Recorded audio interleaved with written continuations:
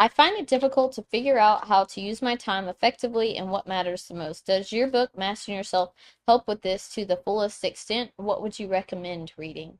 Yep, read the book. There's a lot of good stuff in there. Because you get paid based upon the value that you bring to the marketplace. And so if you're trying to determine what you're going to spend your time on, there are time management tools taught in the book. Like just a simple thing is, say your list of goals, you got 10 goals on the list.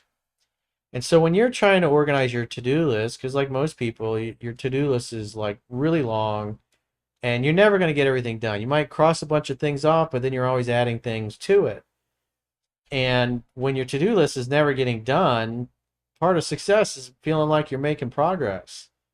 And what we tend to do is when we're trying to do things, we might have, organize our sock drawer on there because, maybe your sock drawer is a mess, but it's not going to really do anything to make you money or get your bills paid on time or help you study for a test or something for your licensure that you need.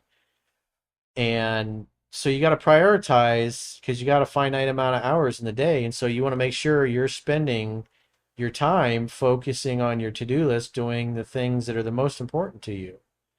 So if you got 50 items on your to-do list, you go through there and you put a number one next to everything that corresponds to helping you achieve your number one most important goal. And then you put a number two next to everything that corresponds to goal number two. And so when you're deciding to do things and you're blocking out time in your day, you're obviously going to start with everything that makes goal number one happen. And then when those are done, then you go to goal number two, then goal three, goal four, so on and so forth. And so that way, when you go to bed at night, you're busy all day, but you're very productive because you're focused on doing things that are going to help you achieve your grandest goals and dreams. And like I was saying earlier, you get paid based upon the value that you bring to the marketplace. You're getting paid for your reserve of knowledge and developing your gifts, your skills, and your talents. And if you're working for other people, sometimes you might need to make a lateral move in the company to continue to grow. Maybe you're working for a smaller company and there's really no opportunity for advancement or salary increases. And so that might mean on the down low and in your part-time or spare time, you're looking for another job and going on job interviews to find a job that enables you to grow, to do more of the things that you want to do, and obviously it'll pay you more. Because as a man, you're always trying to optimize your life. You're trying to improve your talent that you develop, and you're trying to grow your reserve of knowledge. Because it's like what I do for a living. I mean, I've been doing this for 20 years professionally, and before that, I've been studying self-help since I was a kid, basically. And because when I was younger, I wanted to figure out how do I get rich? How do I make money? How do I create the life and lifestyle I want? How do I buy the houses I want, and the cars I want, and the watches, and the clothes, and all these other things? And so I was focused a lot on that, and I learned those things and systematized those things and used what I learned to build several successful multi-million-dollar businesses with my business partners. And eventually I took that same knowledge and I applied it towards the life coaching business.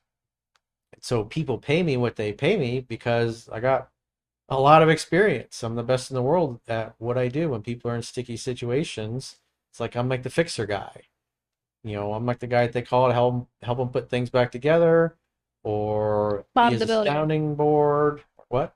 Bob Huh? the Builder. Bob the Builder? Is that somebody's screen name? It's a cartoon. What's that? It's a cartoon. Can Uh, he fix it? Yes, Yes, he he can. so again, that's there's a old story. There's this it's like this big machine in a factory, and it breaks and it's not working, and they call this guy, and he comes there, and it's like the whole factory comes to a halt, and he looks at this machine, and he does a little adjustment here, a little adjustment there. 5 minutes, he's done, and the bill's like for you know $10 of screws, and then $5,000 for the repair. And the guy's like, why is it $5,000? That's a lot of money. It's like, well, the materials are cheap, but it's knowing which bolt, which button to push, which switch to throw, that's what you get paid for. Because somebody that doesn't have that knowledge, they're not going to be able to fix it. Or if it was something that anybody could do, then of course it'd be a lot cheaper.